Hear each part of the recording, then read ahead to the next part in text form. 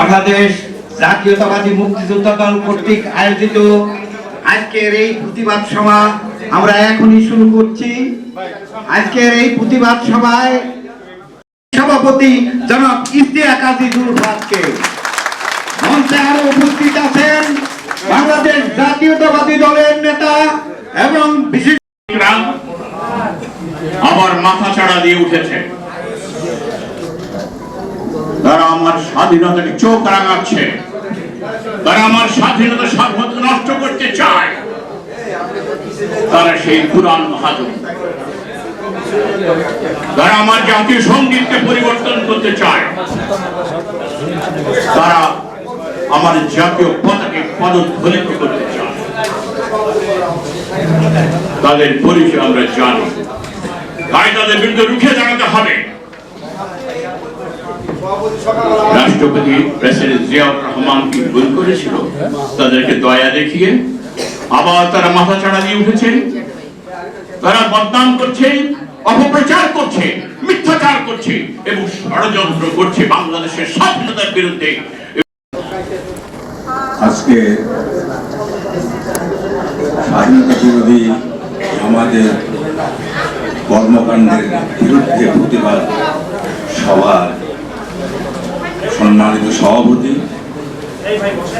ইশতিয়াক আজিজুল হক ভাই, আজকে প্রধান অতিথি রাজনৈতিক বিশেষজ্ঞ ডক্টর আব্দুল মঈন খান এবং আজকে বিএনপির কেন্দ্রীয় নেতৃবৃন্দ, মুক্তিযোদ্ধা এবং মুক্তিযোদ্ধা প্রজন্ম সকল সদস্যবৃন্দকে আমার আন্তরিক অভিনন্দন। আসল কথা হলো যে বান্দরকে প্রশ্রয় দিলে কোথায় উঠে বসে থাকে, আমাদের অবস্থা তাই হয়েছে। বান্দরদের প্রশ্রয় দিয়ে আজকে আমাদেরকে হাউদাস করতে হচ্ছে। আমি বক্তব্য সোজা করে বলব দুটি কথা মাত্র, যে আমাদেরকে আবার সেই ৭১-এর যুদ্ধের মতো এবং সর্বজনীন ভাবে সকলকে, সারা দেশের মানুষ, ১৮ কোটি মানুষকে একসাথে সঙ্গে নিয়ে এই চক্রান্তকে রুখে দিতে সহযোগিতা করেছে এবং পাক হানাদার বাহিনীর শক্তি বৃদ্ধির নিমিত্তে তাদের নিজেদের লোকদের রাজাকার আল-বদর শামস বাহিনী গঠন করেছিল, যারা এদেশে হাজার হাজার মা-বোনের ইজ্জত লুটেছে। মনে করে দিতে চাই যে 1971 সালে স্বাধীনতা যুদ্ধ হয়েছে, কিন্তু 1971 সালে স্বাধীনতা যুদ্ধ শুরু হয়নি। স্বাধীনতা যুদ্ধ শুরু হয়েছে 1948 সালে, যখন কায়েদে আজম এদেশে এসে ঘোষণা করেছিলেন যে Urdu shall be the state language of Pakistan. সেদিন থেকে ভাষা আন্দোলন, 1966 সালে আন্দোলন, হামিদুর রহমান শিক্ষা কমিশন আন্দোলন, এবং আস্তে আস্তে 1971 সালে স্বাধীনতা যুদ্ধ হয়েছে, দেশ স্বাধীন হয়েছে। আমাদের অপরাজনীতির অনুপ্রেরণায়, সহযোগিতায় তারা আজ এই অবস্থায় এসেছে।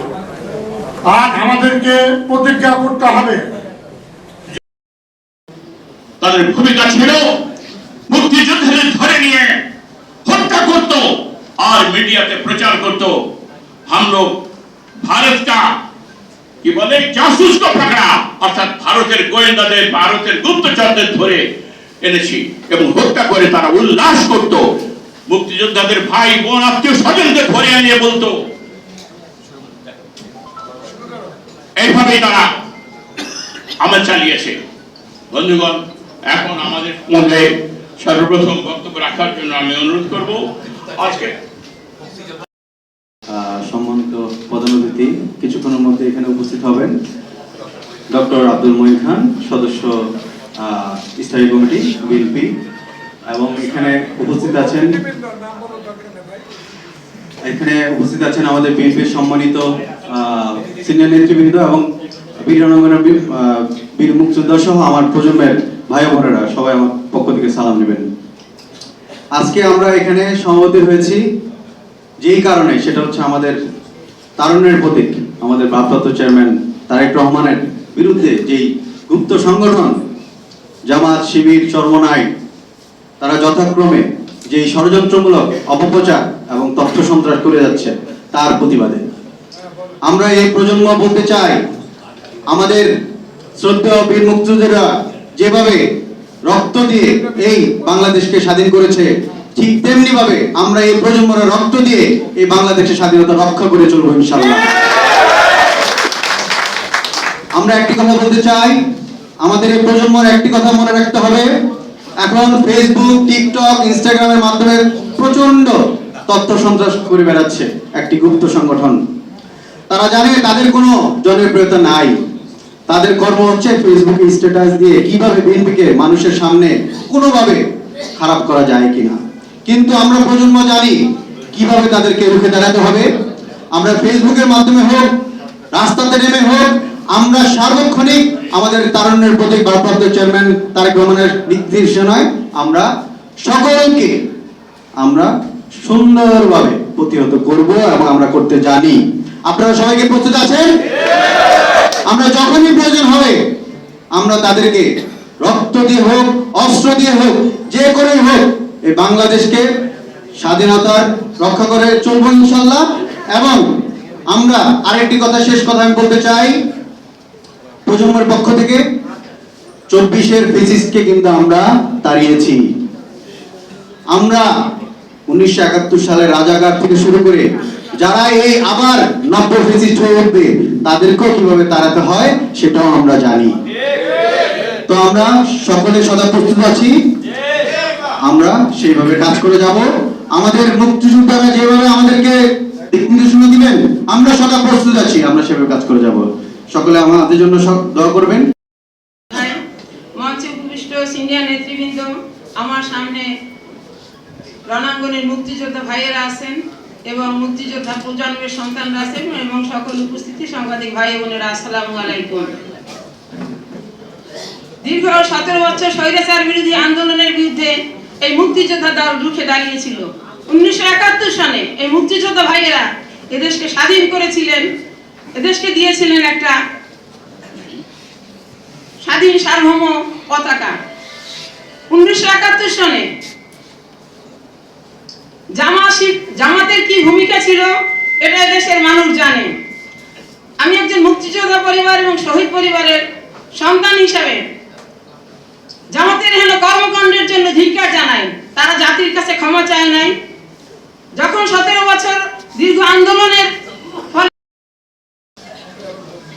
মুক্তিযোদ্ধা দলের বিপ্লবী সভাপতি রণাঙ্গনের মুক্তিযোদ্ধা জনাব ইশতিয়াক উলফাত, মঞ্চে উপবিষ্ট আছেন বিএনপির সিনিয়র নেতৃবৃন্দ, উপস্থিত আছেন রণাঙ্গনের সাথী ভাইয়েরা, উপস্থিত প্রজন্মের সাথী বন্ধুরা। বিরুদ্ধে তারা ষড়যন্ত্র করতেছে। 1947 সালে যেমনি তারা পাকিস্তানকে মেনে নিতে পারে না, জামাত 71 সালেও সক্রিয় আছে। 11-তে বাংলাদেশের স্বাধীনতা সার্বভৌমত্ব তারা মানে না। বন্ধুরা আমার, প্রাপ্ত চেয়ারম্যান তারেক রহমান যিনি ডাক দিলে লক্ষ লক্ষ যুবক, বৃদ্ধ, আবার বৃদ্ধ বনিতা যারা বাংলাদেশী জাতীয়তাবাদী বিশ্বাস করে, জাতীয়তাবাদী চেতনায় বিশ্বাস করে, তারা ঐক্যবদ্ধভাবে আসবে। এই ঐক্যবদ্ধ শক্তিকে নস্যাৎ করার জন্য আজকে বীর মুক্তিযোদ্ধা, সাহসী মুক্তিযোদ্ধা এবং আজকের সবার উপস্থিত, আজকের সবার প্রধান অতিথি বাংলাদেশ জাতীয়তাবাদী দলের বিপ্লবী স্থায়ী কমিটির সদস্য, সাবেক মন্ত্রী, নরসিংদীর কৃতি সন্তান, সারা বাংলাদেশের মানুষের খুব শ্রদ্ধার পাত্র আমাদের প্রিয় নেতা ডক্টর আব্দুল মঈন খান বুঝতে আছেন। আমাদের বিনা অপবাদের কথা বলছেন, তাদের এই উদাত্তপূর্ণ আহ্বান এই সৃষ্টি করতে চায় এই দল করে শহীদ জিয়াউর রহমান এখন একটা রাষ্ট্রের একটা সংকটপর মুহূর্তে আলমগীর আলমগীর রায় তারা জীবিত আছেন, আমরা তখন তাদের জুনিয়র, আমাদের লোকদের দেয় নাই। শহীদ শেষ করছি। আল্লাহ হাফেজ। বক্তব্য রাখার জন্য ডক্টর মহিন স্যার উপস্থিত আছেন, বিশিষ্ট মুক্তিযোদ্ধা, বীর মুক্তিযোদ্ধা, বীর এবং চেয়ারম্যানের উপদেষ্টা মন্ডলীর সদস্য জনাব আব্দুল ফারুক, বন্ধু হাবিব সহ বিএনপির নেতৃবৃন্দ উপস্থিত, আমার রণাঙ্গনের মুক্তিযোদ্ধা সাথী ভাইয়েরা, আমার প্রজন্মের সন্তানেরা, আসসালামু আলাইকুম। বক্তব্য ভাবে চিনে শুধু বাংলাদেশ না, আমাদের বাচ্চা তাদের মুখ থেকে শুনেছি যারা 47-এর পাকিস্তানের আন্দোলনও পাকিস্তানের বিরোধিতা করেছিল, 71-এ বাংলাদেশের বিরোধিতা করেছে, 86-তে বেঈমানি করে জাতীয়তাবাদী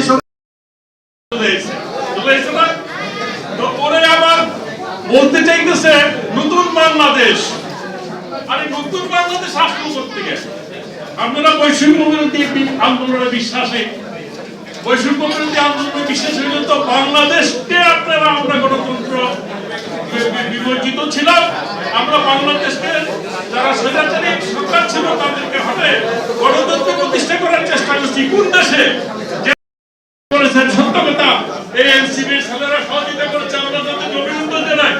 তবে হিন্দু যারা যদি তারা জামাতের কোন শিবির হয়ে থাকে তাহলে আমরা এই সমাজ দিবস আমরা নিন্দা জানাচ্ছি। কোন রাস্তাতেই আপনাদেরকে জামাতের সাথে এগিয়ে যেতে আমরা দিব না ইনশাআল্লাহ।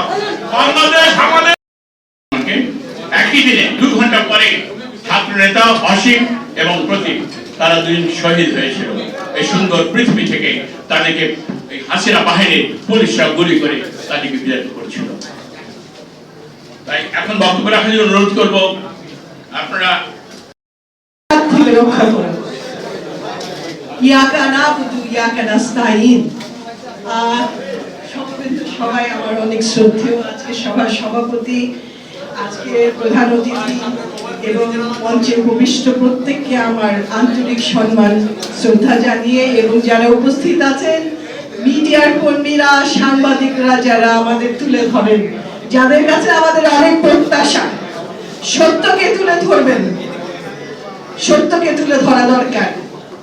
খুব কষ্টের সঙ্গে বলতে হচ্ছে আজকে যে জামাত আর শিবির বলে 16 বছর বা 18 বছর তারা নির্যাতন চালিয়েছে, আজকে দেখে জামাত বিএনপির উপরে আঘাত করছে। খুব বেদনাকান্ত কথা ঘরে বলছি আমি, যে সেই জামাত, যেই জামাত আর বিএনপি কে আক্রমণ করছে সে বহুকাল ধরে, এখনো কিছুদিন আগেও আপনি যদি ভারত বা আওয়ামী লীগ বা শেখ হাসিনার নেরেটিভ গুলো দেখেন, তারা যে এই যে জুলাই 24-এ যে গণহত্যা করেছে, যে নির্যাতন করেছে, জাতির সঙ্গে যে প্রতারণা করেছিল, তারা এখনো অনুতপ্ত না, তারা স্বীকার করে না যে তারা কোনো অন্যায় করেছে। তারা কি বলে? তারা বলে যে বিএনপি জামাতের ষড়যন্ত্র, এবং এটা সরকারের উপরে, হাসিনার উপরে চাপিয়ে দেওয়া হয়েছিল। আজকে আমাদের কি হচ্ছে? আজকে যে আমরা স্বাধীনতা পেয়েছি, আজকে যে আমরা মুক্ত হয়েছি এই আগ্রাসন, ভারতীয় হেজিমনির হাত থেকে, তা আজকে আমরা কোথায় দাঁড়িয়ে গেছি? আবার আমাদের কাছে মানুষের অনেক প্রত্যাশা আছে, কিন্তু দিনের শেষে একটা জিনিস খেয়াল করতে হবে, বিএনপি সেই টার্গেট এখনো রয়ে গেল। 16 বছর 17 বছরে যে বিএনপির উপরে আঘাত করা হয়েছিল, আজকে অন্যভাবে অন্য ধারায় আবার বিএনপি কে টার্গেট করা হচ্ছে। কিন্তু কেন হচ্ছে এবং আমাদের কি করণীয়? এই চিন্তাগুলো দরকার। কারণ আপনি যদি আজকের সময়ের সঙ্গে 1977-1975 সালের পরবর্তী সময়কে মিলিয়ে দেখতে চান, তখন জিয়াউর রহমানের নেতৃত্বে যে একটা গণতন্ত্রের মাইন্ড ছিল, যারা এই ছাত্ররা যারা রক্ত দিয়েছিল, বাংলাদেশকে মুক্ত করেছিল, সেই ছাত্রগুলোকে আজকে অন্য পথে নিয়ে যাওয়া হয়েছে। কারা নিল এটা? এটা আপনাদের খেয়াল করতে হবে। কেন নিল তারা? তাদের কি উদ্দেশ্য ছিল? আজকে ছেলেরা দেশের কথা ভাবছে না। আজকে এনসিপি করেছে, তারা 4-5টা রাজনৈতিক দল করেছে। তারা কি ভাবছে? তারা অন্য কথা ভাবছে, তারা প্রতিদ্বন্দ্বী খুঁজে বের করছে। এই জিনিসগুলো খেয়াল করতে হবে। কিন্তু কেন? এখানে আমার বিশেষ বিষয়ের উপরে এই প্রতিবাদ সভার সম্মানিত প্রধান অতিথি, সম্মানিত সভাপতি, বিশিষ্ট বক্তাবৃন্দ, আমার সামনে বীর মুক্তিযোদ্ধাবৃন্দ, মুক্তিযুদ্ধের প্রজন্ম, সাংবাদিক এবং অন্যান্য অতিথিবৃন্দ, আসসালামু আলাইকুম। আজকে আমরা যেই ক্রান্তি লগ্নে দাঁড়িয়ে আছি, এই লগ্নটা, এই সময়টা খুবই গুরুত্বপূর্ণ। দেশ এখন একটি রাহমুক্ত হয়েছে, স্বৈরাচার মুক্ত হয়েছে। ফেসিবাদের কবল থেকে আমরা বেরিয়ে এসেছি দীর্ঘ 17-18 বছর পর। কিন্তু আমাদেরকে সুসংগঠিত হতে দিবে না। দেশের ভিতরে এবং বাহিরে যত রকমের ষড়যন্ত্র চলছে, সেই ব্যাপারে আমাদের সচেতন থাকতে হবে এবং তাকে রুখে দাঁড়াতে হবে। আমাদের লক্ষ্য, আজকে আমাদের প্রিয় নেতা ভারপ্রাপ্ত চেয়ারম্যান জনাব তারেক রহমানের বিরুদ্ধে অপপ্রচার চালাচ্ছে, ষড়যন্ত্র করছে, তাকে ঘিরে নানা ধরনের অপবাদ দিচ্ছে। এর বিরুদ্ধে আমাদের সোচ্চার হতে হবে, আমাদের রুখে দাঁড়াতে হবে, বিশেষ করে প্রজন্মদের। আর মুক্তিযোদ্ধা, আজকে আমাদের 75-80 বছর বয়সেও আমরা তোমাদের সম্মুখে থাকবো। আমরা আবার 71-এর রণাঙ্গনে যে বিজয়, সেই বিজয়কে আবার পুনঃ প্রতিষ্ঠা করব। আপনারা আশাবাদী হয়ে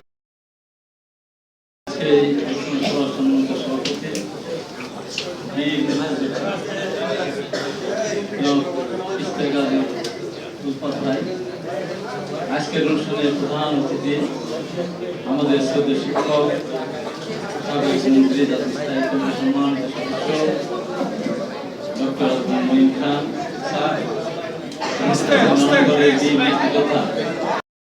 প্রেস ক্লাবে একটা প্রোগ্রাম আছে, আপনি কি আসতে পারবেন? আপনি কোথায়? আমি বললাম আমি পাবনাতে। তুমি বললাম চেয়ারটাকে ফাঁকা থাকবে না আপনি আসতে পারবেন? ইনশাআল্লাহ। রাত 12টার সময় রওনা দিয়ে আমি কিন্তু এই প্রোগ্রামে এসেছি। আমরা কৃতজ্ঞতা প্রকাশ করে অনেকক্ষণ ধরে আপনাদের বক্তব্য শুনলাম। এই বক্তব্য তো আমাদের দেওয়ারও কথা না, শোনারও কথা। কাদের বিরুদ্ধে আজকে আমাদের কথা বলতে হচ্ছে? তারা কারা? যাদেরকে আমরা কোলে রেখেছিলাম না, মায়ের পেটের মধ্যে সন্তান যেমন নিরাপদ, সেই আমাদের পেটের মধ্যে রাখতে গিয়ে আমাদের অনেক বদনাম সহ্য করতে হয়েছে। সেই জামাত শিবির আমাদের সাথে কথা বলে, তারা বলে নৌকা ধানের শীষ, দুই সাগর একই বিষ। আমি এই প্রেস ক্লাব থেকে পরিষ্কার করে বলতে চাই, এই স্লোগান যারাই দিবেন, যেখানে পাবেন ধরে জিহ্বাটা কেটে কালো কুত্তা কেটে আমরা হবে, আমার নামে হবে। এত বড় সাহস! আজকে আমরা দীর্ঘদিন আন্দোলন সংগ্রাম করলাম, হাজার হাজার ভাইদেরকে হারালাম, লক্ষ লক্ষ মানুষ আমরা কারাগারে গেলাম, রিমান্ডে গেলাম, ইলেকট্রিক শক খেলাম, গুম হয়ে গিয়ে আসারি চৌধুরী আলম হুমায়ুন সহ আমাদেরকে আওয়ামী লীগের সাথে তুলনা করেন। আর আপনারা কোথায় ছিলেন? আপনারা বিএনপি তো ছেড়ে একবার চলে গেছেন 46 সালে আওয়ামী লীগের সাথে, তারপর আবার বিএনপির সাথে গেছিলেন, আবার 96 সালে নির্বাচনে বিএনপি ছেড়ে চলে গেছেন। কয়টা আসন পেয়েছেন? 2টা আসন। চিন্তা করছেন আগামী দিনে রাষ্ট্রীয় ক্ষমতা হবেন? আজকের এই মুক্তিযোদ্ধা সমাবেশে পরিষ্কার করে বলতে চাই, এই বাংলাদেশে স্বাধীনতাবিরোধী জামাত শিবিরকে বাংলাদেশের মানুষ কোনোদিনও রাষ্ট্রীয় ক্ষমতা আসতে। আজকে আর একজন ধর্ম ব্যবসায়ী, তিনি আওয়ামী লীগকে ক্ষমতা টিকে রাখার জন্য বহু চেষ্টা করেছেন। হাত ফাঁকা নিয়ে মেয়র নির্বাচনে জানালেন বরিশালে, সেখানে হাত ফাঁকা ভেঙে গুড়িয়ে দিল, ওনাকে ধাক্কা ধুকি দেখতে দিল। উনি কি বলেন? উনি বলেন তারেক রহমান যদি এত ভালো মানুষ হয়ে থাকে বলেন তাহলে ওনাকে আর্মিরা কেন মাথা ভেঙে দিল? আমি যদি প্রশ্ন করি আপনি কেমন ভালো মানুষ ছিলেন, বরিশালের মাটিতে আপনাকে পিটিয়ে লুটোপুটি খাওয়ালো? এই যে আর একটা গ্রুপ শুরু করেছে কি, আরে এখানে একটা ভাঙ্গি দোকানদার তাদের আভ্যন্তরীণ নিয়ে একটা ঘটনা ঘটেছে। ঘটনাটা নির্মম নৃশংস। আমরা বলেছি আমাদের নেতা যারা তারেক রহমান পরিষ্কার করে বলেছেন, যারা জড়িত ছিল দু একজন তাদেরকে বহিষ্কার করেছেন এবং আমাদের আইনজীবীরা বলছেন আমরা তার আইনজীবী নিয়োগ হবো না, আইনজীবী নিয়োজিত হবে না। তারপর কি স্লোগান দেন, কি বলেন, হাসিনা গেছে যে পথে তারেক যাবে সে পথে। সাবধান করে বলছে এই স্লোগান আর দ্বিতীয়বার শুনতে চাই না বাংলার মানুষ।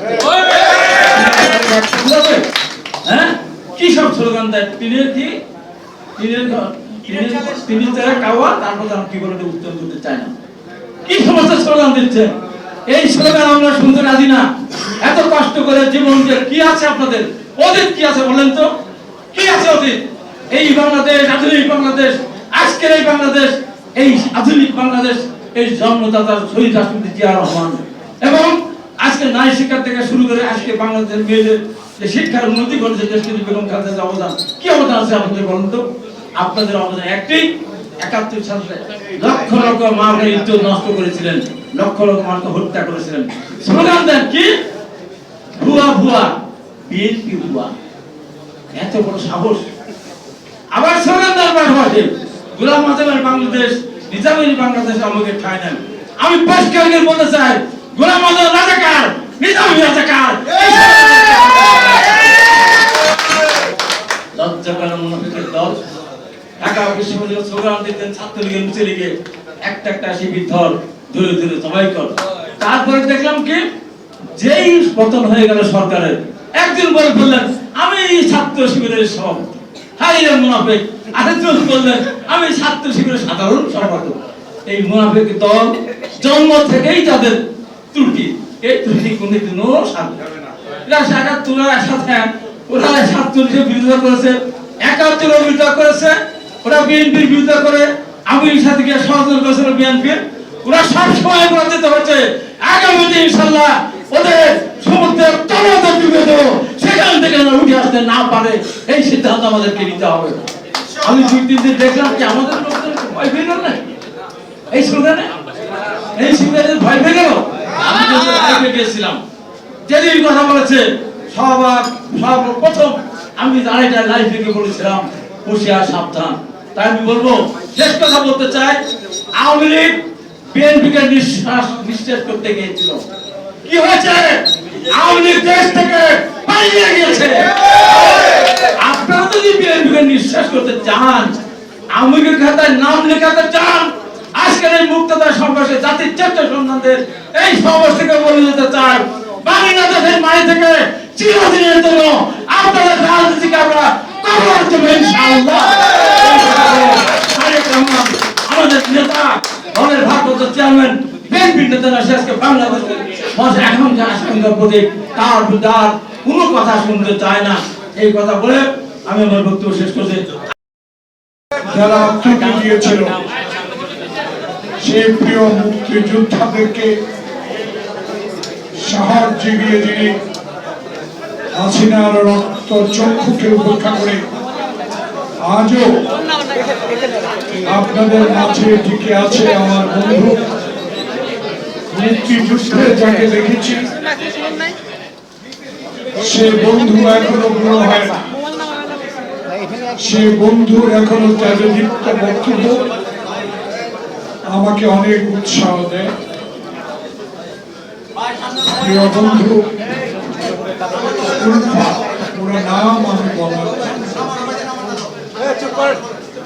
আজকে যিনি প্রধান অতিথি আমার শ্রদ্ধেয় শিক্ষক, যাকে বাংলাদেশের মানুষ রাজনীতিতে তার পিতাকে জিয়াউর রহমানের আমলে যেভাবে সম্মান করেছেন, সম্মান দিয়েছেন জিয়াউর রহমান, জনগণ বাংলাদেশ জাতীয়তাবাদী দলের চেয়ারপারসন দেশনেত্রী বেগম খালেদা জিয়া তার এক সুসন্তানকে আবার এনে মন্ত্রী করে বাংলাদেশের জাতীয়তাবাদী শক্তিকে শিক্ষিত করার, শিক্ষা দেওয়ার যে অনুপ্রেরণা জুগিয়েছেন আমাদের আরেকজন প্রিয় নেতা ডক্টর আব্দুল মঈন খান, যাকে আমি অত্যন্ত স্নেহ করি।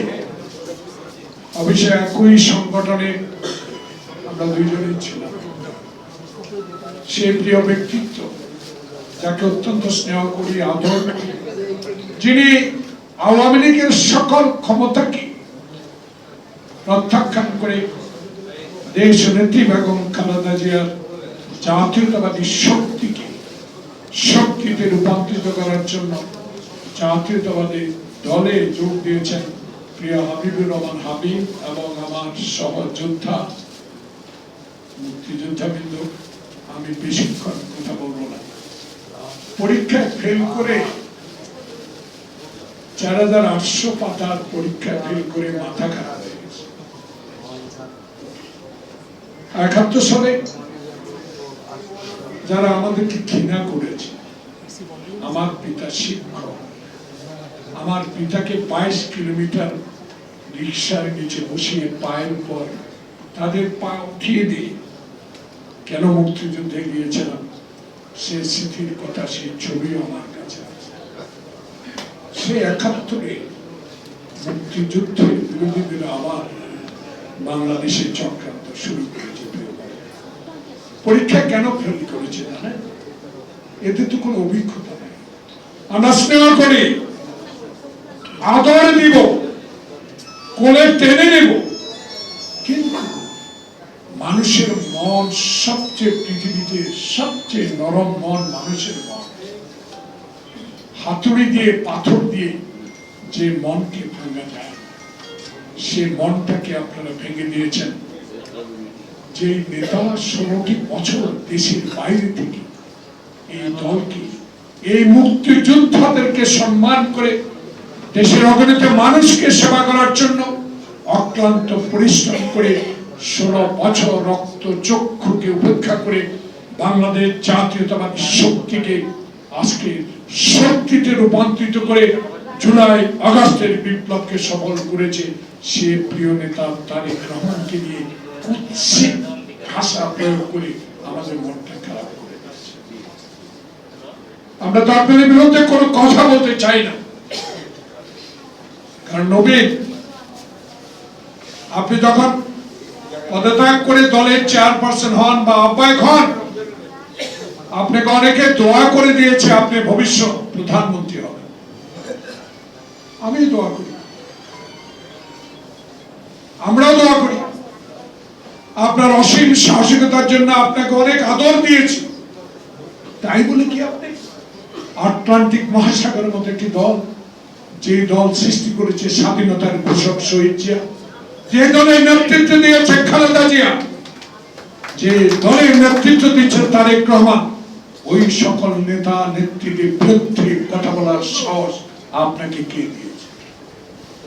কারণ ওই যে 48 পাতা নির্বাচন, 4800 পাতা নির্বাচন কমিশনে জমা দিয়ে ফেল করেছেন না, বলে দিয়েছে। মাথা খারাপ। এই মাথাটা খারাপ করেছে কিছু উগ্রপন্থী রাজনৈতিক দল, যারা গতকাল না পরশু রাত্র কোন এক জায়গায় রাত কাটিয়েছে। বন্ধুগণ, বলতে চাই না আপনারা কি করেছেন, আপনারা কোথায় ছিলেন, আপনারা স্বাধীন যুদ্ধের সময় কি কাজ করেছেন, সেগুলো তো আমরা ভুলে গিয়েছি। কারণ আমাদের নেতা শহীদ প্রেসিডেন্ট জিয়া শুধু সেক্টর কমান্ডার, শুধু স্বাধীনতার ঘোষক না, অস্ত্র হাতে যুদ্ধ করে যে দেশ স্বাধীন করেছে, সেই দেশের স্বাধীনতার ঘোষক শহীদ জিয়ার জ্যেষ্ঠ সন্তান তারেক রহমানকে নিয়ে এই কটূক্তি কি করে করলেন? এই সাহস কোত্থেকে পেলেন? কে এই সাহস দেখিয়েছে? তাকে আগে খুঁজে বের করতে হবে। মাননীয় নেতা, মাননীয় আমার সহযোদ্ধা উলফাত, এরা জড়ো এখনো মরে নাই। মরবো, আল্লাহর কাছে যাবো, রসুলকে বিশ্বাস করবো, কিন্তু যাওয়ার আগে, বিদায় হওয়ার আগে মুক্তিযুদ্ধের আবার দেখতে চায়। 71 সালে খালি পায়ে হাফ প্যান্ট পরে 3 বেলায় 1 বেলা না খেয়ে হিন্দুস্তানের সেনাবাহিনীর অত্যাচার সহ্য করে যারা ট্রেনিং নিয়ে দেশ স্বাধীন করেছে তারা এখনো জীবিত। শুধু হুকুমটা আমার নেতা তারেক রহমান দিতে চায়, হুকুমটা আমার নেতা খালেদা জিয়া নেতৃত্ব দিতে চায় না। একটি ছোট্ট উদাহরণ, আমি সিপিএম দায়িত্ব পালন করার সময় নেত্রীর পিছনে বসতাম। শেখ হাসিনা এমন একটা কুরুচিপূর্ণ বক্তব্য দিলেন পার্লামেন্টে, তখন ম্যাডাম জিয়া চেয়ারটা ঘুরিয়ে বললো, ফারুক খালি পার্লামেন্টে আসতে বলো এই বেয়াদব মহিলার কথা শোনার জন্য। প্রিয় বন্ধুগণ, সংসদের নিয়ম বিরোধী দলের নেত্রী হাত তুললে স্পিকার বাধ্য তাকে মাইক ছিলেন। সেকেন্ড টার্ম যদি অপোজিশনের সিপু হাত তুলে তাকে মাইক দিতে বাধ্য। সেদিন আমি হাত তুলে দাঁড়িয়েছিলাম আব্দুল হামিদ, কি হারুনের মামা না ভাগিনা, রাষ্ট্রপতি, আমার দিকে বাদিকে একটি বড় তাকান। ম্যাডাম আবার চেয়ার ঘুরিয়ে আমাকে বললো, দরকার কি হাসিনা যা বলছে উত্তর দেওয়ার দরকার না। এটা হলো মানসিকতা, এটা হলো নেতৃত্ব। তবু আমার মনটা মানালো না। এমনি তখন আমার পিছনে বললো, দাঁড়াতে হবে, হাত নামানো যাবে না। আমাকে 17 মিনিট পর আমি দাঁড়িয়ে হাত তুলে রেখেছি। আমাকে মাইক দেওয়া হলো, আমি একটা কথা বলেছিলাম, হাসিনা বয়স তো বেশি না, কিসের জোরে এখানে বসছেন? পুলিশের জোরে, গুন্ডার ভোটে, রাতের ভোটে, চুরির ভোটে এখানে আসছেন। আর আমার নেত্রী 3 বার প্রধানমন্ত্রী হয়েছে মানুষের ভোটে। আপনার মুখে অসমানুক্তি হবে। আপনাকে বলে যায়, এটা কোনো ভিডিও আছে যে আমাদেরকে পাকিস্তান পাঠাবে না, বাংলাদেশের মানুষ অপেক্ষা করছে, আপনাকে পুটলি বেঁধে ইন্ডিয়া পাঠিয়ে দিবে।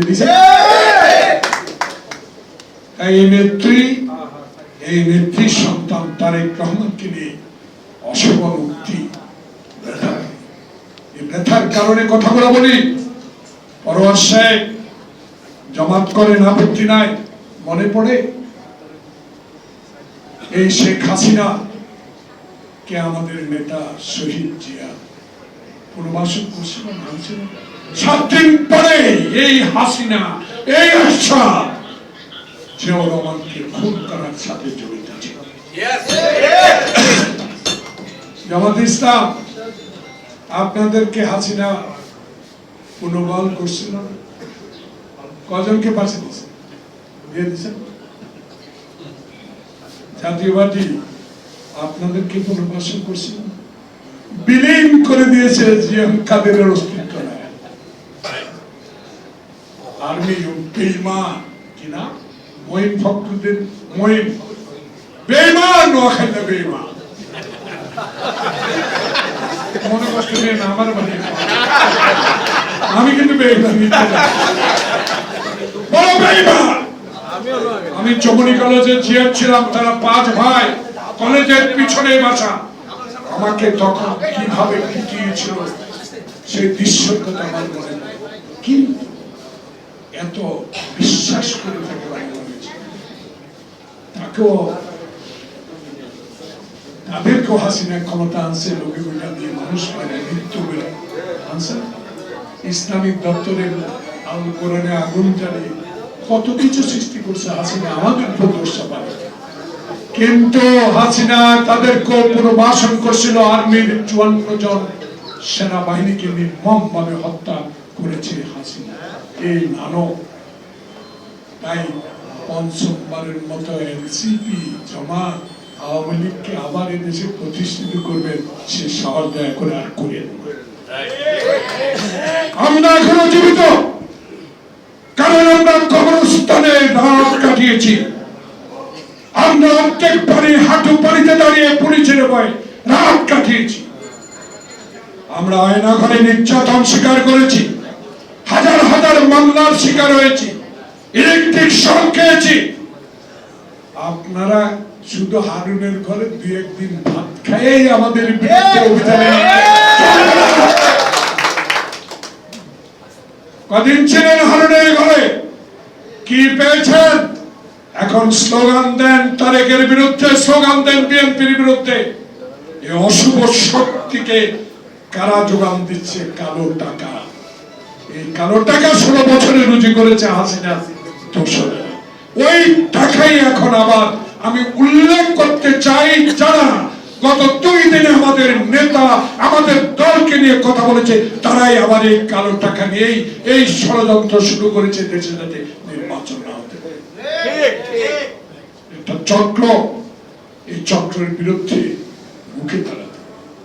রুখে দাঁড়াবার জন্য আপনারা 80 বছর 75 বছর বয়স হয়েছেন, এখনো এই শক্তি 3 তলা পায়ে হেঁটে উঠতে পেরেছেন, তাই উল্পদের এখনো বিশ্বাস।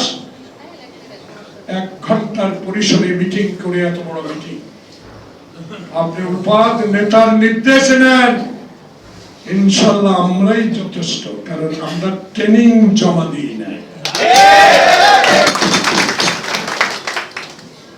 অস্ত্র জমা দিয়েছি, আওয়ামী লীগকে জমা দেয় নাই। সে অস্ত্র দিয়ে এরশাদের সহযোগিতা বিএনপিকে ধ্বংস করতে চেয়েছিল, তাকে আল্লাহ মারেকে এরশাদও পারে নাই, মঈন ফখরুলও পারে নাই। আপনারাও নতুন ষড়যন্ত্র করে আবার এই বিশ্বের দরবারে গ্রহণযোগ্য ব্যক্তিকে তারা আমরা সমর্থন দিয়ে এই ইন্টেরিয়াম গভর্নমেন্টে বসিয়েছি, আজকে তাকে কলঙ্কর অধ্যায় ইতিহাস লেখার জন্য আরেকটা চক্রান্ত যদি ইন্টেরিয়াম গভর্নমেন্ট ডক্টর ইউনূস আপনি কানে শুনেন, তাহলে আপনার হাসিনার মতো ইতিহাসে কলঙ্কিত। দয়া করে লন্ডনের বৈঠককে নিয়ে অনেক কটূক্তি করেছেন জামাত ইসলাম, উচিত করেন, আমাদের এত সহজ। জনগণের কাছে যান, ক্ষমা চান, তারপর জনগণ ঠিক করবে। তাই আমাদের নেতা তারেক রহমানের স্পষ্ট বক্তব্য, এই বক্তব্য সোজা, দিনের ভোট দিনে হবে, আমার ভোট আমি দিব, আমি আমার পছন্দের মার্কা পছন্দ করব, সেই মার্কায় যদি বাংলাদেশ জাতীয়তাবাদী দলের তারেক রহমান খালেদা জিয়ার নেতৃত্বে যে দল নির্বাচন অংশগ্রহণ করবে, একটি সুষ্ঠু নির্বাচনের মাধ্যমে যদি আমরা জনগণের ম্যান্ডেট পাই, তাহলে আমরা সরকার গঠন করব। আমরা হাসিনার মতো দিনের ভোট রাতে করে আর ক্ষমতায় যেতে চাই না। তাই তারেক রহমানকে নিয়ে যতই কটূক্তি করেন কোনো লাভ হবে না। ক্ষমা চান, প্রত্যাহার করে নেন, নাহলে আপনাদের ভাগ্যে যে কি ঘটবে আল্লাহ ছাড়া কেউ জানে না। আল্লাহ হাফেজ, বাংলাদেশ জিন্দাবাদ। সেই শহীদ পরিবারের সদস্য, বাংলাদেশ জাতীয়তাবাদী মুক্তিযুদ্ধ দলের সম্মানিত সভাপতি, আজকের সম্মানিত সভাপতি, সবার সম্মানিত সভাপতি জনাব ইশতিয়াক আজিজ উলফাকে এখন বক্তব্য রাখার জন্য অনুরোধ করছি। জনাব ইশতিয়াক আজিজ উলফা।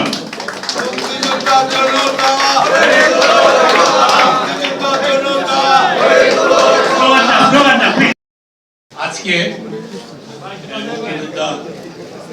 দল জাতীয়তাবাদী মুক্তিযুদ্ধ দল হতো এই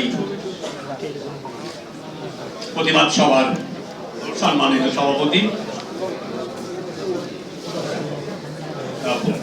প্রধান অতিথি ডক্টর আব্দুল মঈন খান, সদস্য স্থায়ী কমিটি বিএনপি, সামনে মঞ্চে আমার মুক্তিযোদ্ধা ভাইয়েরা, আমন্ত্রিত অতিথিবৃন্দ এবং আমার বোন রীতা রহমান, সামনে যারা আছেন সুধীবৃন্দ, আমার মুক্তিযোদ্ধা ভাইয়েরা, প্রজন্মের সবাই এবং মিডিয়ার ভাই বোনেরা, আসসালামু আলাইকুম। আজকে আমরা একটা খুবই গুরুত্বপূর্ণ একটা সিরিয়াস ব্যাপার নিয়ে আমরা আপনারা বক্তাদের সবার কথা শুনেছেন।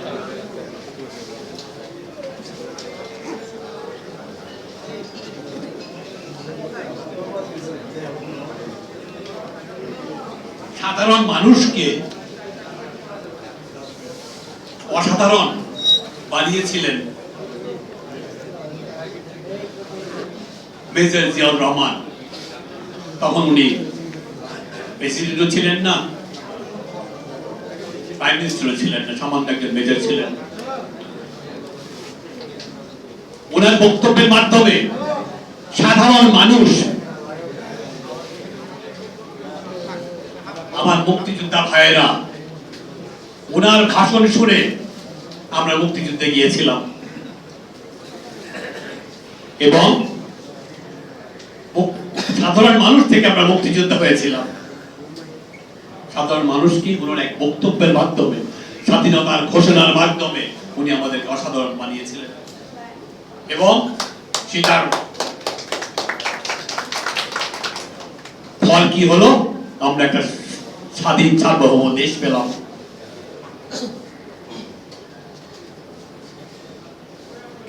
যেই লোকটা আমার নেতা ফারুক ভাই বলে গেছেন যে উনি খালি যে স্বাধীনতার ঘোষণা দিয়েছেন তা না, উনি নিজে যুদ্ধ করে সম্মুখ থেকে উনি এটা নেতৃত্ব দিয়েছেন। তাকে এবং এই দেশের মুক্তিযোদ্ধাদেরকে আওয়ামী লীগ তাদের কূটকৌশলে এমন চাল চাললো যে আমরা জিয়াউর রহমানের আদর্শে যারা আমরা ধরে থাকি, জিয়াউর রহমান এবং মুক্তিযোদ্ধারা হয়ে গেল মুক্তিযুদ্ধের বিপক্ষে এবং আওয়ামী লীগ যারা যুদ্ধ করলো না, যারা এই দেশের স্বাধীনতা চাইলো না, মুক্তিযুদ্ধ নিয়ে তাদের কোনো পরিকল্পনা ছিল না, তারা হয়ে গেল বিরাট বিরাট মুক্তিযোদ্ধা, মুক্তিযুদ্ধের পক্ষের শক্তি এবং জিয়াউর রহমান এবং আমরা সবাই হয়ে গেলাম মুক্তিযুদ্ধের বিপক্ষের শক্তি। তারা এই কথা বলতে পর্যন্ত তারা সাহস দেখালো। সে হলো গিয়ে পাকিস্তানের চর জিয়াউর রহমান সাহেব এবং তাদের এজেন্ট।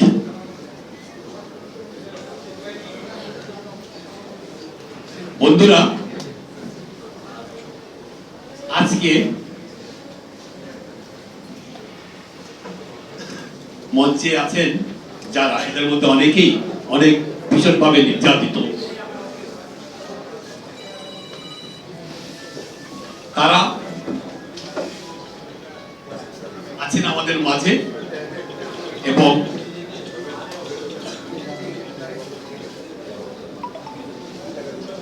যারা 15-16 বছর আমাদের উপরে অকথ্য নির্যাতন করলো, তারা কিন্তু কেউ নেই।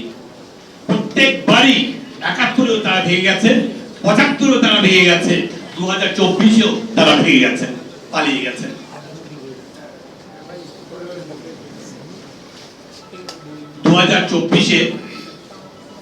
একটা আন্দোলন হয়েছে, বিপ্লব হয়েছে।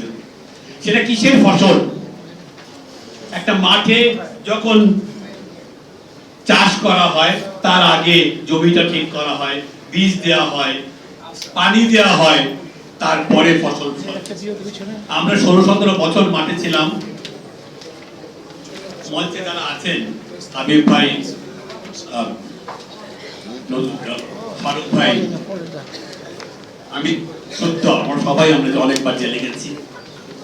আর ফারুক ভাই বলে যে অত্যাচার হয়েছে সেটা সবাই আপনারা দেখেছেন এবং আপনারা জানেন। কিন্তু 20 দিনে এই যে পরিকল্পনা হলো, আমরা কেউই সেটা অস্বীকার করি না, আমরা সেটা ধারণ করি, কিন্তু আমাদের কন্ট্রিবিউশন অস্বীকার করা হয়, সেটার আমি এখানে প্রতিবাদ জানাচ্ছি। বিএনপির উপরে যে অত্যাচার হয়েছে 15-16 বছর ধরে, তারা তাদের বাসায় থাকতে পারে নাই, তারা ঢাকায় এসে মফস্বল থেকে তাদের রিক্সা চালাতে হয়েছে, না খেয়ে থাকতে হয়েছে। এই 15-16 বছর তারা পড়াশোনা করতে পারে নাই, তারা ব্যবসা করতে পারেন, তার বিয়ে শাদী করতে পারে নাই, জেলে থেকেছে, হাজার হাজার মামলা খেয়েছে, লক্ষ লক্ষ মামলা খেয়েছে। তারপরেও, গুম হওয়ার পরেও, হত্যা হওয়ার পরেও তারা তাদের যুদ্ধ চালিয়ে গেছে। আওয়ামী লীগের হাতে ছিল তাদের আর্মি, তাদের বিজেপি, তাদের পুলিশ এবং তাদের হেলমেট বাহিনী, কিন্তু বিএনপি এই সব কিছু পরোয়া না করে তাদের যুদ্ধ তারা চালিয়ে গেছে। আজকে এনসিপি চিলড্রেন্স পার্টির ন্যারেটিভ, যেটা নাকি তাদের এই আন্দোলনের মধ্যে ছিল না, ছিল খালি বৈষম্য, কোটা বিরোধের বিরুদ্ধে তারা আন্দোলন করছিল। এবং কোন একটা কোয়ার্টার থেকে তাদেরকে সাপোর্ট দেওয়া হয়েছে 20 দিন। এবং আমরা তারেক রহমান সাহেব লন্ডন থেকে সুকৌশলে বিএনপির মানুষদেরকে নামিয়ে, কিন্তু বিএনপি যাতে কোনোটার মধ্যে সিল চক্কর না থাকে পিছন থেকে উনি সাহায্য করেছেন। উনি মনিটর করেছেন প্রত্যেকটা মুভ 15 তারিখ থেকে নিয়ে 5 তারিখ পর্যন্ত। যেখানে যেখানে উইকনেস আছে সেখানে সেখানে ছাত্র দল পাঠিয়েছেন, যেখানে যেখানে তাদের টাকা দরকার হয়েছে সেখানে সেখানে ওনাদেরকে টাকা পাঠিয়েছেন। 5 তারিখে নতুন ভাবে দেশ স্বৈরাচার মুক্ত হল। যে কোটা বিরুদ্ধে এই কোটা বিরোধীরা আন্দোলন করলো আমাদের বিরুদ্ধে, আমরা অনেক কোটা পাই, অনেক কিছু পাই। মুক্তিযোদ্ধারা কিন্তু কোটার জন্য যুদ্ধ করে নাই, কিছু পাওয়ার জন্য যুদ্ধ করে নাই। তারাই দেশের স্বাধীনতা এবং সার্বভৌমত্বের জন্য এবং পাকিস্তানিদের এই দেশ থেকে বিতাড়িত করতে হবে সেই প্রতিশোধ নেওয়ার জন্য তারা যুদ্ধ করেছিল। আমরা কোটা প্রত্যেকে আসলো, কোটা প্রত্যেকে গেল, আমাদের মুক্তিযোদ্ধা ভাইয়েরা আমরা কোটা দেখিও নাই এবং পাইও নাই। আওয়ামী লীগের ওটা ক্রিয়েশন, আওয়ামী লীগ ওটা ভোগ করেছে তাদের আমলাদের মাধ্যমে। এবং ম্যাক্সিমাম কোটাগুলি গেছে অমুক্তিযোদ্ধাদের কাছে। আমলারা নিজেদের নামে সার্টিফিকেট বানিয়েছেন এবং তারা এবং তাদের সন্তানদের এই কোটা দেওয়া হয়েছে। এই বৈষম্যের এরা আমাদের সাথে একবার জিজ্ঞাসা করলো না, আমাদের সাথে বসলো না, দরকার নাই বসার। আমরা জিয়ার আদর্শে চলি, আমরা ওটা নিয়ে থাকবো। একটা নির্বাচন হবে, দিতে হবে নির্বাচন। আমি কোটা বিরোধীদের কথা বলি যে তারা তাদের এটা হওয়ার সাথে সাথে নতুন ডাইরেকশন দিল মানুষের সামনে। এক স্বৈরাচার সরিয়ে আর এক স্বৈরাচারের হাতে ক্ষমতা দেওয়া হবে না। তাই তারা বলছে না নির্বাচন হলো না, সরকার গঠন হলো না, আমরা স্বৈরাচার হয়ে গেলাম, বিএনপি স্বৈরাচার হয়ে গেল, বেগম জিয়া স্বৈরাচার হয়ে গেল, তারেক রহমান সাহেব স্বৈরাচার হয়ে গেল। তুই এখন লন্ডনে বসে তাদের এই ন্যারেটিভ সাপোর্ট করার জন্য অনেক চক্র এটার পিছনে কাজ করছে। অনেক এটার পিছনে বাংলাদেশ আর্মি যারা অনেক জেনারেল এই 15 বছর এই স্বৈরাচারী সরকারের সাথে ছিল তারা এটার পিছনে আছে। যারা আমলাতন্ত্র, যারা সেক্রেটারি আর যারা এরা ওখানে বসে আছে তারা এটার পিছনে আছে। এবং বিরাট শক্তি বাংলাদেশের সব টাকা যারা চুরি করে লুট করে এই দেশ থেকে পালিয়েছে তারা শেখ হাসিনা এবং মোদি এবং র এটার পিছনে আছে।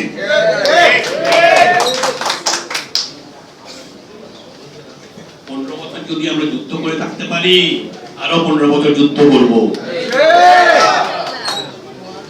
আপনাদের চিন্তা করতে হবে এটা নিয়ে যে আমি এটার একটা বিশ্লেষণ চাইবো আমার জ্ঞানী নেতা ডক্টর মহিউদ্দিন খান সাহেবের কাছে। যে খেয়াল করে দেখেন, ডি ফ্যাক্টো গভর্নমেন্ট কিন্তু এখন আওয়ামী লীগ, তাদের প্রেসিডেন্ট বহাল, তাদের আর্মি জেনারেল বহাল, তাদের সেক্রেটারি স্পিকার সে পালিয়ে আছে ক্যান্টনমেন্টে, সেও বহাল, তাদের জেনারেলরা বহাল, তাদের আমলাতন্ত্র বহাল। এবং হাসিনা সে বেড়াতে গেছে বিদেশে, টপ করে ঢুকে পড়বে, টুপ করে ঢুকে পড়বে। কাজে এই যে বহাল ইয়েরা, এটার মাধ্যমে আমি মনে করি যে আওয়ামী লীগ এখনো বহাল, এটা একটা ডি ফ্যাক্টো গভর্নমেন্ট।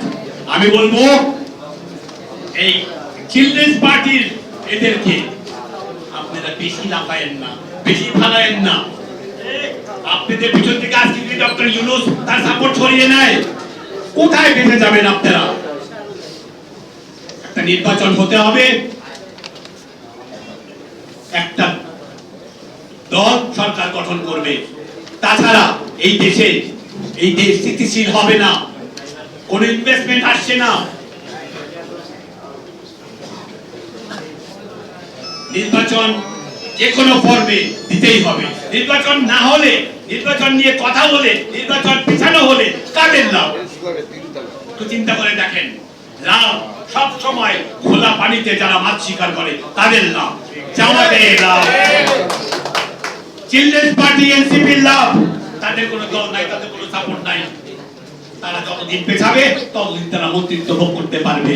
তারা সব এই সমস্ত সাপোর্ট পাচ্ছে, সেই সাপোর্ট গুলা তার প্রতি চিন্তাও করে নাই, সেই সাপোর্ট গুলা চলবে। এতে তো দেশটা পিছিয়ে যাবে।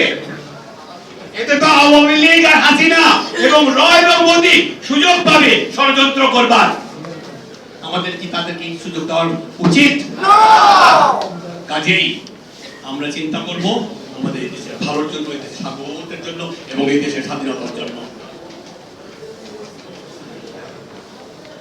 সাংবাদিক ভাইদের একটু কষ্ট করে আপনারা আমরা যেই মেসেজগুলো দিয়েছি আমাদের দেয়ালে দেয়ালে, এগুলো একটু নোট করবেন। এর মধ্যে একটা গুরুত্বপূর্ণ সামনের দিনের জন্য, সামনের রাজনীতির জন্য একটা মেসেজ আছে। তারেক রহমানকে অপমানকর কথা বলা হচ্ছে, কটূক্তি করা হচ্ছে। যেই মানুষটার বিরুদ্ধে কেউ কোনোদিন কিছু বলতে পারে না, যেটাকে আমাদের এই এখনকার দেশটা দিয়ে গেছে, এই গণতান্ত্রিক সার্বভৌম দেশ, তার স্লোগানের মাধ্যমে তার ছবি মাটিতে ফেলে ঢাকা ইউনিভার্সিটিতে শিবিরের লোকেরা পাড়িয়েছে, থুতু ফেলেছে। এই তীব্র প্রতিবাদ করছে,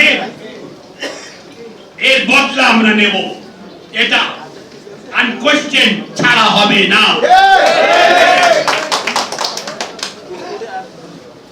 জামাত অনেক সুযোগ পেয়েছে।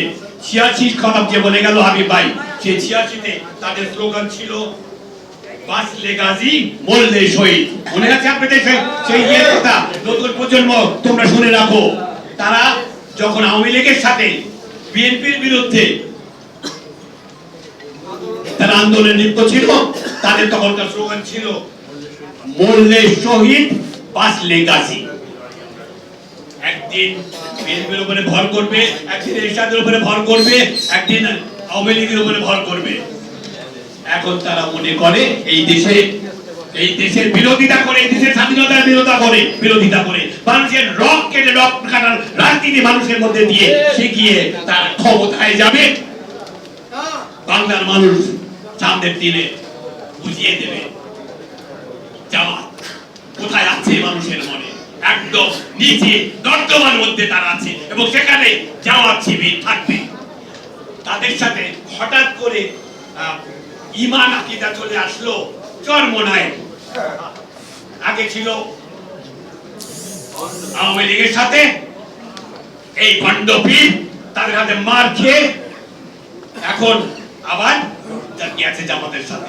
তাদের ঈমান আকীদা হঠাৎ করে অনেক কি হয়ে গেল যে এই ডিজিএফআই পয়সায়, ডিজিএফআই ডাক দিয়ে তাদেরকে কিছু করতে বলে, তখনই তো সেটা করে। এর বাইরে তাদের কোনো কিছু করবার নাই। এই ধর্ম ব্যবসায়ীরা এইভাবে তারা সার্ভাইভ করে। যে কথা এই জামাতের সাথে আছে, জামাত এবং চরমোনাই দুটাই হচ্ছে ধর্ম ব্যবসায়ী। ধর্ম ব্যবসা বাংলাদেশে চলবে না।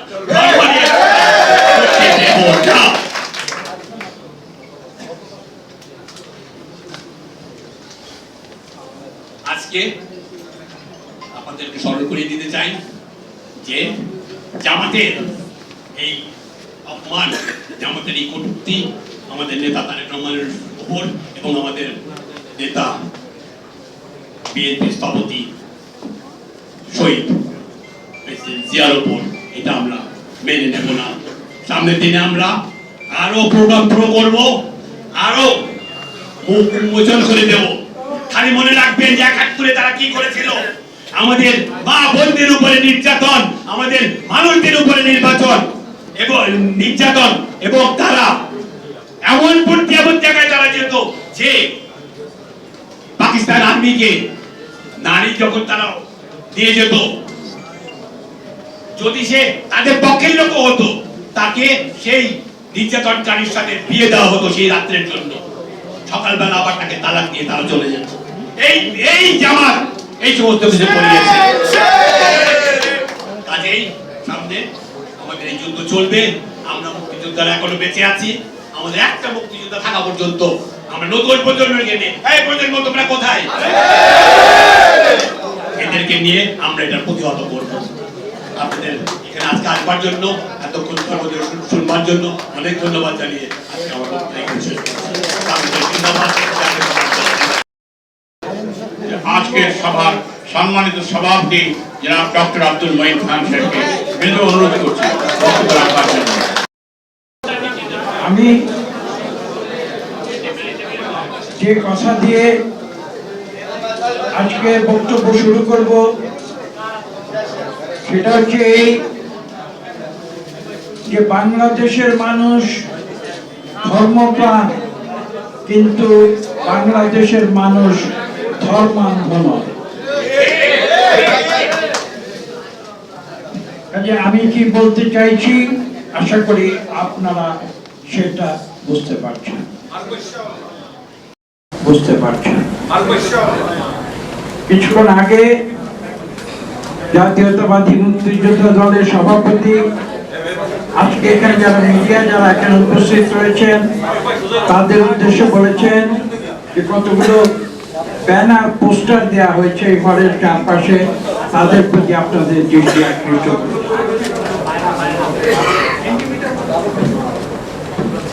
ব্যানারে এবং পোস্টারে যে কথাগুলো লেখা রয়েছে আমি সেই কথার ব্যাখ্যায় যাব না।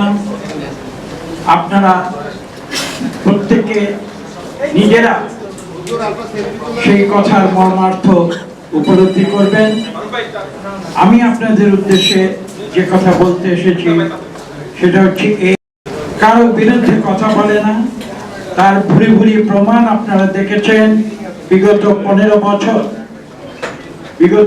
বছর একটি ফ্যাসিস্ট রাজনৈতিক দল যারা নিজেদের মুখে মুখে স্বাধীনতার পক্ষে শক্তি বলে দাবি করেছে, অথচ তারা বাংলাদেশের 54 বছরের ইতিহাসে বারবার বাংলাদেশের স্বাধীনতা বিরোধী শক্তির সঙ্গে হাত মিলিয়ে এদেশের জাতীয়তাবাদী শক্তিকে ধ্বংস করার জন্য কাজ করেছে। আমি ব্যাখ্যাতে যাব না এই কারণে যে বিএনপি প্রতি হিংসা রাজনীতিতে বিশ্বাস করি। আমরা বিশ্বাস করি একটি আদর্শে, যে আদর্শের নাম হচ্ছে বাংলাদেশী জাতীয়তাবাদ, এবং যে আদর্শ আমাদের শিখিয়ে গিয়েছেন শহীদ প্রেসিডেন্ট জিয়া রহমান, অন্য কেউ নয়। এবং কে ছিলেন এই শহীদ প্রেসিডেন্ট জিয়া রহমান? আওয়ামী লীগ বলেছিল একজন অখ্যাত মেজর। সেই অখ্যাত মেজর যখন সারা বিশ্বে বিখ্যাত মেজর হয়ে গেলেন, তখন আওয়ামী লীগ সেটাকে গ্রহণ করতে সাহস করে। সেটাই ছিল আওয়ামী লীগের সমস্যা। এবং যারা আওয়ামী লীগের সেই তথাকথিত সহযোগীরা, যারা তাদের সেই মিশনে ব্যর্থ হয়েছিল, তখনও কিন্তু তারা শহীদ প্রেসিডেন্ট জিয়া রহমানের আদর্শে বিশ্বাস রাখতে পারে। এটাই হচ্ছে মূল সমস্যা। যদি কেউ সত্যিকার দেশকে ভালোবাসে, যদি তারা মনে করে যে তারা বাংলাদেশের আদর্শে বিশ্বাসী, যদি তারা মনে করে যে বাংলাদেশী জাতীয়তাবাদের আদর্শে তারা বিশ্বাসী, তাহলে আমি মনে করি, আমি নিজের মনে এই প্রতীতি রাখি যে এই বাংলাদেশে কোনো বিদ্বেষ, কোনো বিভেদ থাকতে না। সৃষ্টি করছে, আমি তাদের বিরুদ্ধে কিছু বলবো না। আমি তাদের প্রতি আবেদন করব যে আপনারা বাংলাদেশকে ভালোবাসতে শিখুন। আপনারা বাংলাদেশের 18 কোটি মানুষকে ভালোবাসতে শিখুন, এবং যদি সেটা হয় আমি বিশ্বাস করি বাংলাদেশে আর কোনো দ্বন্দ্ব সৃষ্টি হবে না।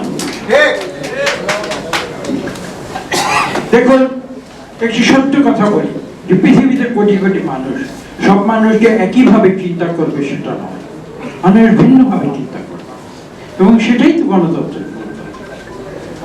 আমি এখানে বলতে আসিনি যে সবাই বিএনপির আদর্শে বিশ্বাস করবে।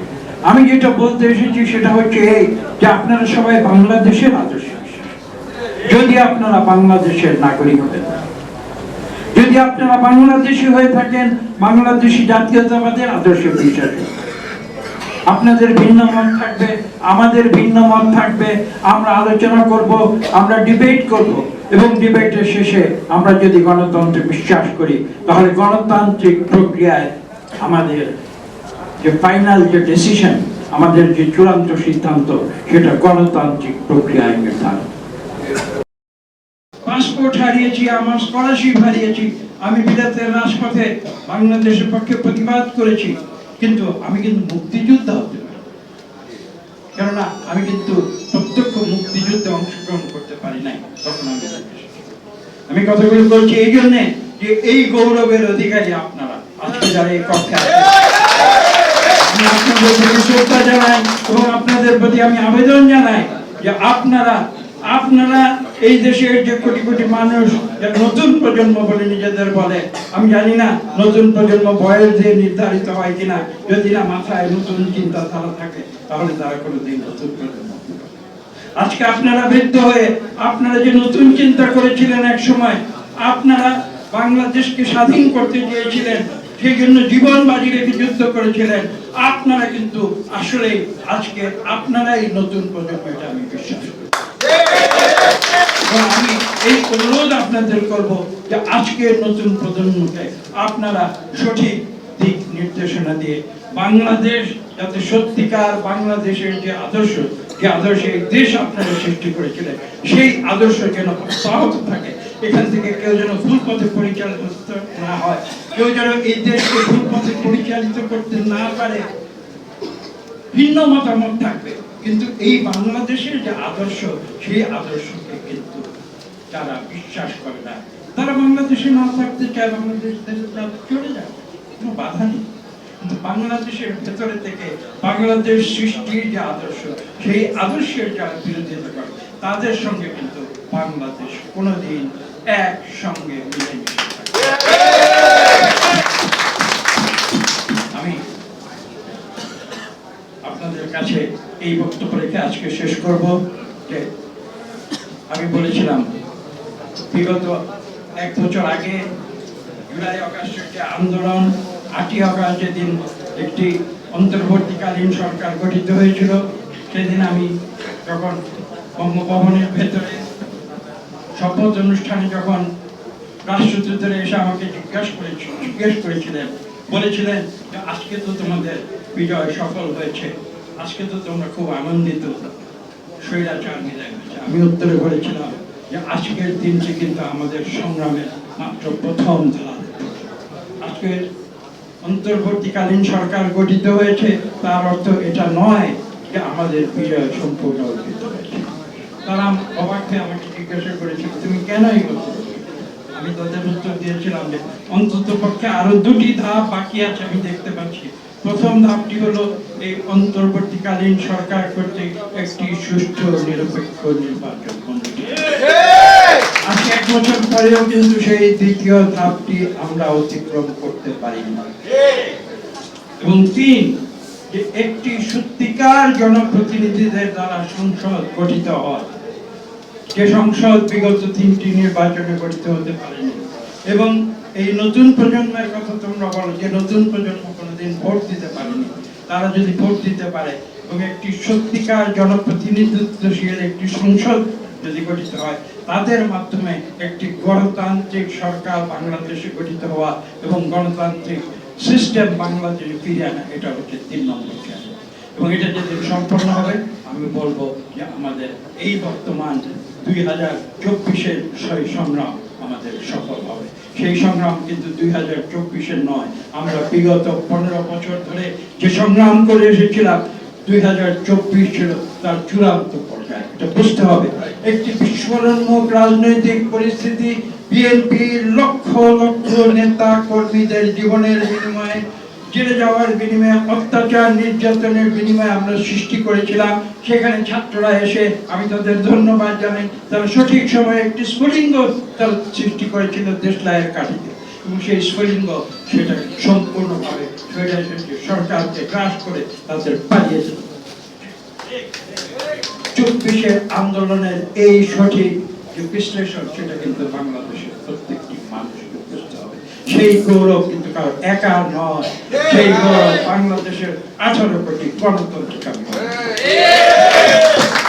আসলে আমরা সেই ঠিক একই আদর্শে সবাই মিলেমিশে, একই আদর্শে, একই আন্দোলন, প্রতিবাদ এবং শান্তিপূর্ণ প্রতিবাদ এবং আন্দোলনের মাধ্যমে এদেশে একটি সুষ্ঠু নিরপেক্ষ নির্বাচন আমরা সংগঠিত করব, এবং সেই নির্বাচনের মাধ্যমে বাংলাদেশকে একটি গণতান্ত্রিক সমাজ ব্যবস্থায় আমরা ফিরিয়ে নিয়ে যাব, যেটা শহীদ প্রেসিডেন্ট জিয়াউর রহমান একবার করেছিলেন।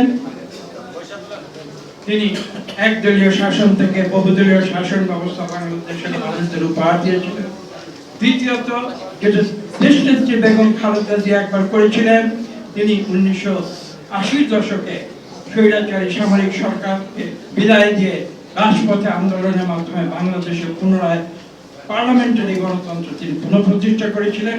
এবং তৃতীয়ত, যেটা আমাদের বিএনপির বর্তমান ভারপ্রাপ্ত চেয়ারম্যান জনাব তারেক রহমান সাহেব, যেটা বিগত 15 বছর ধরে তিনি যেটা করেছেন, যে এই দেশের মানুষকে সংগঠিত করে, পুনরায় নতুন প্রজন্মকে সংগঠিত করে তিনি এদেশে একটি পরিবেশ সৃষ্টি করেছেন, যে পরিবেশের মাধ্যমে একটি বিপ্লব সৃষ্টি হয়েছে। বিপ্লবের স্বৈরাচারী ফ্যাসিস্ট সরকার বিদায় নিতে বাধ্য হয়েছে। কাজে আজকে তাদের সম্বন্ধে কোনো ধরনের কোনো কটুবাক্য, কটু কথা যারা উচ্চারণ করে, আমি একটি কথা বলে শেষ করবো, তারা বাংলাদেশকে ভালোবাসে।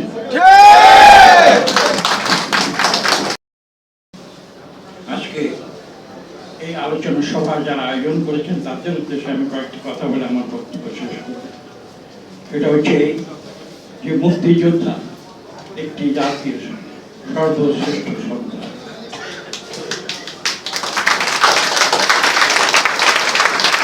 দেখুন, আমি খোলাখুলি ভাবে বলছি, বাংলাদেশ এমন একটি রাষ্ট্র যার জন্মের ইতিহাস যদি আপনারা পর্যালোচনা করেন, তাহলে দেখবেন যে পৃথিবীতে এ ধরনের একটি মুক্তিযুদ্ধের, রক্তক্ষয়ী মুক্তিযুদ্ধের ভিতরে পৃথিবীতে কিন্তু খুব অনেক বেশি দেশ স্বাধীন হয়।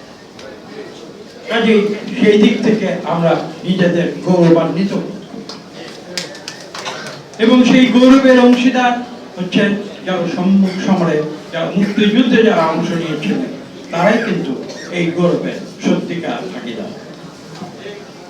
আমি যে কথাটি বলতে এসেছি, এই মুক্তিযোদ্ধা হবার সৌভাগ্য, এটাও কিন্তু সকলের হয়।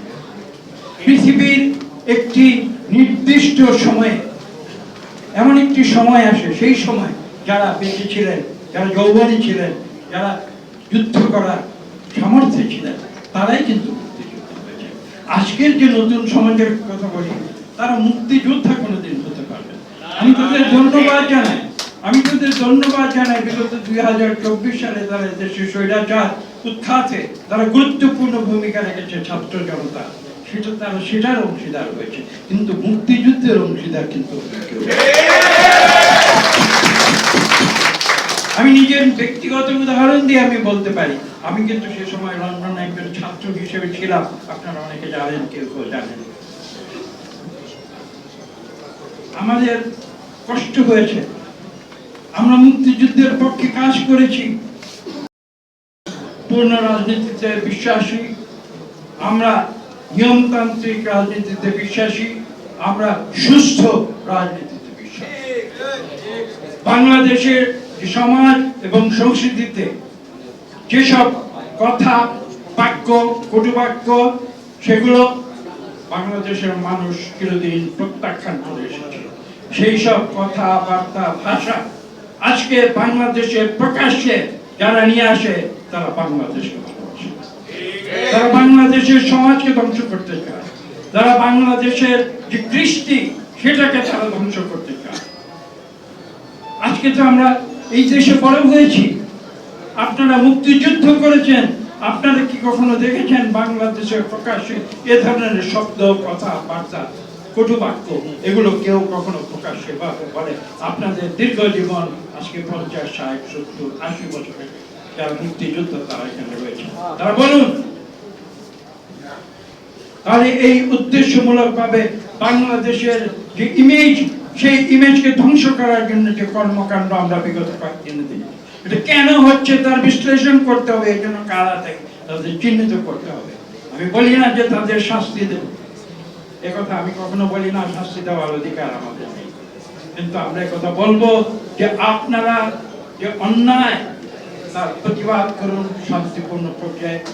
বাংলাদেশের মানুষকে সঠিক পথে পরিচালিত হওয়ার জন্য, গণতান্ত্রিক পথে পরিচালিত হওয়ার জন্য আপনারা আপনাদের যা করণীয় আছে নিয়মতান্ত্রিক উপায়ে আপনারা সেটা করবেন। নিয়মতান্ত্রিক উপায়ের বাইরে আমরা কোনোদিন যাব না। আমি বেশ কিছু কথা বলেছি, আমি সর্বশেষ যে কথাগুলো বলবো সেটা হচ্ছে আজকে তৎকালীন এখনকার বাংলাদেশ, তৎকালীন পূর্ব পাকিস্তান, সেখানে 12 কোটির মতো জনসংখ্যা ছিল তখন, আজকে 18 কোটি, বা তখন 7 কোটির মতো মানুষ ছিল, আজকে 18 কোটি। সেই মানুষের মধ্যে যে অর্থনৈতিক ভেদাভেদ, সেই অর্থনৈতিক ভেদাভেদ, দরিদ্র, সুবিধা বঞ্চিত, নির্যাতিত মানুষের অধিকার প্রতিষ্ঠা করতে হবে, সেটা ছিল দ্বিতীয় কারণ যে কারণে বাংলাদেশ। কাজে আজকে আমরা যদি সেই দুই আদর্শ, গণতন্ত্র এবং অর্থনৈতিক সাম্য, সেই দুই আদর্শে ফিরে আসতে পারি, তাহলে আমি বিশ্বাস করি বাংলাদেশের কোনো ভেদাভেদ থাকতে পারে না। আজকে যে বিষয়টি এই সময়ে গুরুত্বপূর্ণ হয়ে দাঁড়িয়েছে, আপনারা বিগত কয়েকদিনে বাংলাদেশে যে ঘটনা প্রবাহ দেখেছেন, আমি সে সম্বন্ধে কিছু বলার ভাষা আমার জানা নেই। আমার বলার ভাষা জানা নেই এই কারণে যে আমি সেই ঘটনার নিন্দা করতে পারি, সেই ঘটনার ব্যাখ্যা দিতে পারি, সেই ঘটনার যে অযৌক্তিকতা সেটা যুক্তি দিয়ে প্রমাণ করতে পারি, কিন্তু আমি সে বলতে না। আমি শুধু বলবো যে আপনারা সঠিক পথে, আপনারা সঠিক পথে ফিরে আসুন, যে সঠিক পথ বাংলাদেশকে বিশ্বের বুকে একটি গৌরবময় দেশ হিসেবে পুনঃপ্রতিষ্ঠিত করবে, যেটা একদিন করেছিলেন শহীদ প্রেসিডেন্ট জিয়া রহমান। আজকে বিএনপির কথা ভাবুন, বিএনপি এমন একটি রাজনৈতিক দল, যেই দল প্রতিষ্ঠা করেছিলেন অন্য কেউ নয়, যিনি 1971-এর কালো রাতে, যেদিন পাক হানাদার বাহিনী নিরীহ বাংলাদেশের মানুষের উপরে আগ্নেয়াস্ত্র নিয়ে ঝাঁপিয়ে পড়েছিল, সেদিন যিনি প্রতিবাদ করেছিলেন, যিনি বলেছিলেন আই রিভোল্ট, এবং যিনি তার পরবর্তীতে স্বাধীন বাংলাদেশের ঘোষণা দিয়েছিলেন, মুক্তিযুদ্ধের ঘোষক। এবং একটু আগে আপনারা শুনেছেন, আজকের অত্যন্ত চমৎকার বক্তা প্রত্যেকে বলেছেন, জয়নাল আবেদিন সাহেব বলেছেন, আমাদের উলফাত সাহেব বলেছেন, আমাদের আবিব সাহেব বলেছেন, আর প্রত্যেকেই বলেছেন, আপনারা দেখেছেন কিভাবে সেদিন শহীদ প্রেসিডেন্ট জিয়া রহমান সম্মুখ সমরে যুদ্ধ করেছিলেন। তিনি তো ঘোষণা দিয়ে সীমান্ত অতিক্রম করে কলকাতার সুযোগ সুবিধা আরামে থাকতে পারতেন, তিনি কি দেখেছিলেন? তিনি তো সেটা করেন। কারা করেছিল আমি সেই বিস্তৃত ব্যাখ্যায় যাব না, কারণ আমি কারো সমালোচনা করতে চাই। শহীদ প্রেসিডেন্ট জিয়া রহমান শুধু সম্মুখ সমরে যুদ্ধ করেননি, তিনি যে জেড ফোর্সের নেতৃত্ব দিয়েছিলেন, সেই যুদ্ধে জয় লাভ করে বীরের বেশে বাংলাদেশে ফিরে এসেছিলেন। বাংলাদেশের কোটি কোটি মানুষ সেদিন স্বাধীনতা হয়েছিল, সেই বাংলাদেশের কোটি কোটি মানুষ শহীদ প্রেসিডেন্ট জিয়া রহমানকে মুক্তিযুদ্ধের সর্বোচ্চ উপাধি বীর উত্তম উপাধি।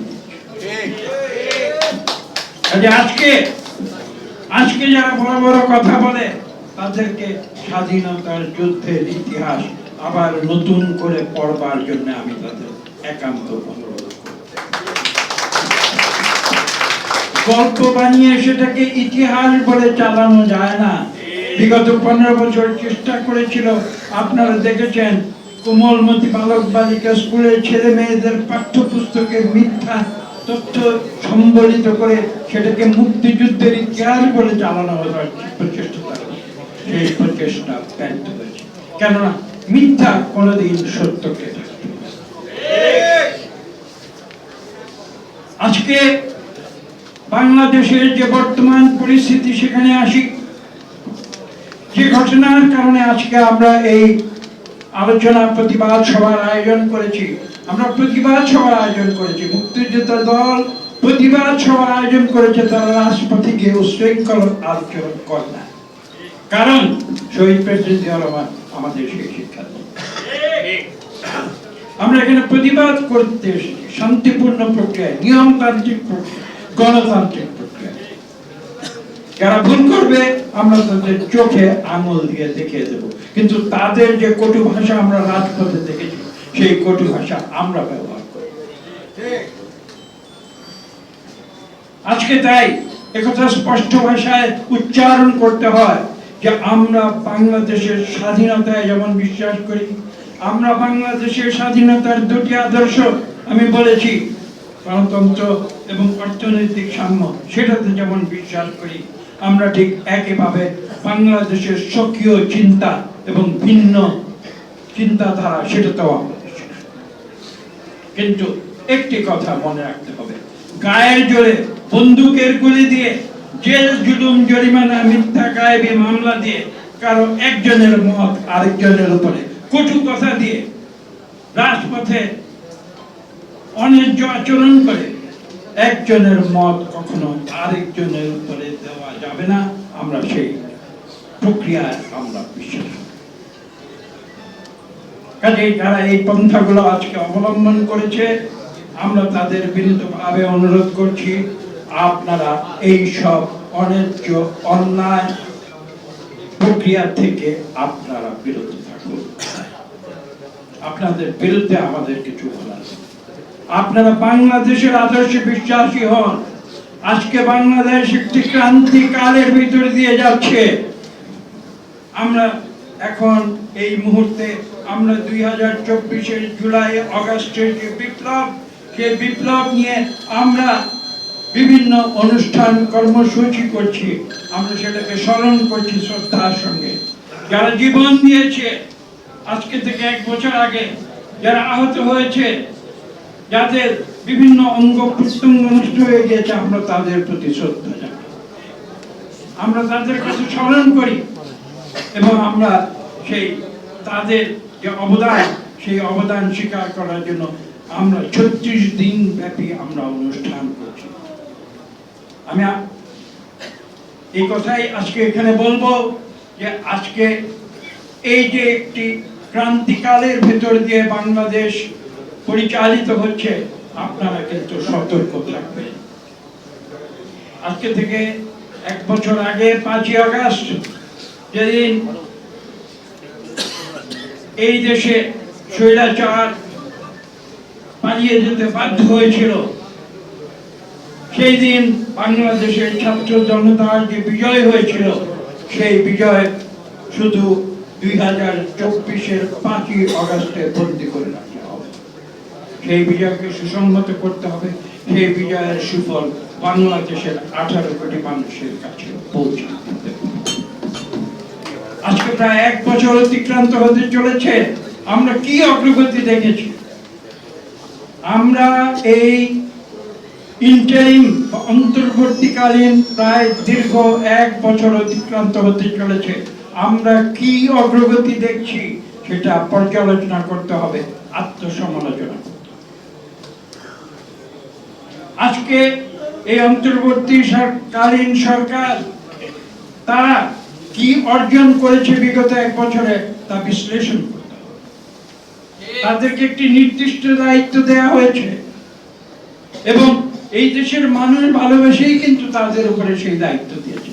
তাদের উপরে দেশের মানুষের প্রত্যাশা রয়েছে। সে প্রত্যাশাটি কি? একটি মাত্র প্রত্যাশা, তারা বাংলাদেশকে গণতন্ত্রের উত্তরণ করবে, এর বাইরে আর কোনো সত্য না।